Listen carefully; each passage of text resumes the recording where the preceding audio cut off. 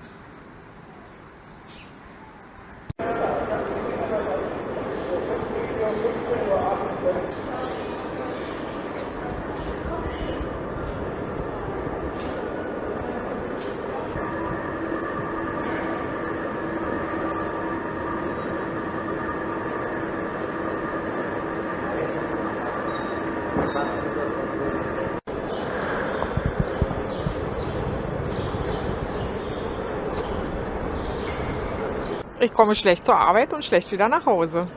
Ich fahre normalerweise S-Bahn, Und jetzt muss ich ein deutliches Stückchen früher aufstehen und dann auch früher Feierabend machen, weil ich mein Kind pünktlich abholen möchte. Und habe mir den Roller von meinem Sohn geschnappt.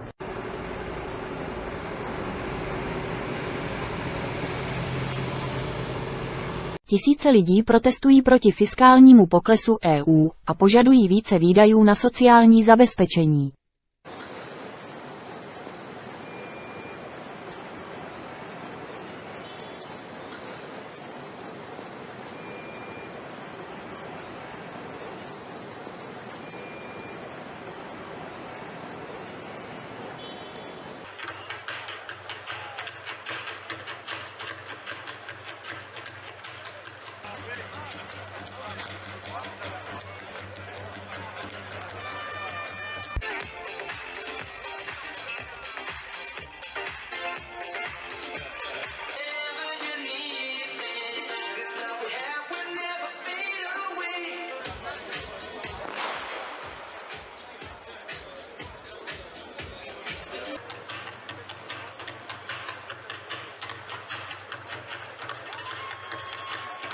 Chances are really big that they will look to our pensions, to retirement payments, to our health insurance system, which is funded by the state. We are very afraid that the economies will go on that department, and that will hurt every civilian and every worker in Belgium. C'est bien le problème. On nous dit que pour les écoles et pour les hôpitaux, il n'y a pas d'argent, mais quand il y a une guerre, tout d'un coup, on trouve des milliards.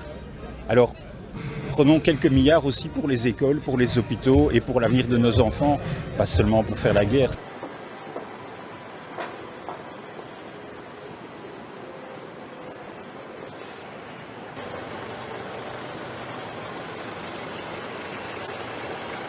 Hlasování v ruských prezidentských volbách začne v pátek.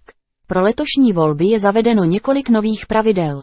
В эти часы по всей территории России уже вступил в силу запрет на публикацию итогов любых опросов общественного мнения, связанных с предстоящими выборами президента России. Кроме того, также запрещена публикация. При этом день тишины в трехдневном голосовании до самой последней минуты, то есть до 8:00 15 марта.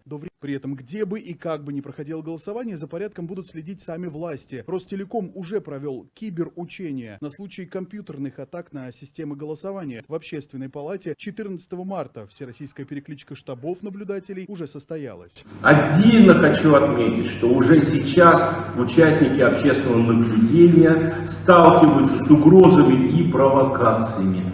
Мы это видим, это было на протяжении всех лет, но сейчас вот эта информационная атака, которая идет, в том числе попытки запугивания не только людей, которые работают в избирательной системе, но и в том числе попытки запугивания общественных наблюдателей.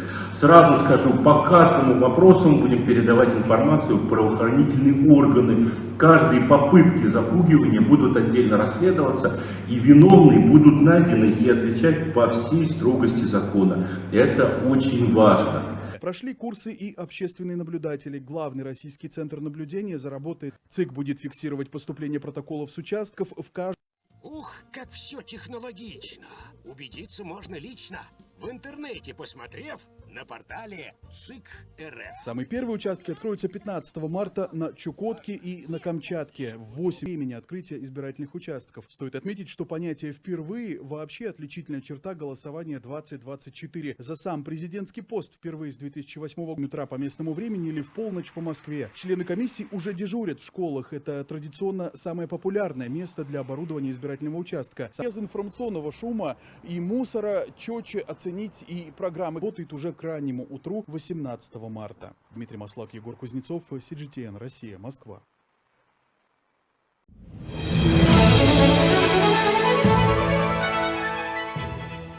Jihoafričtí uživatelé průmyslového plynu spustili poplach kvůli obavám o dodávky.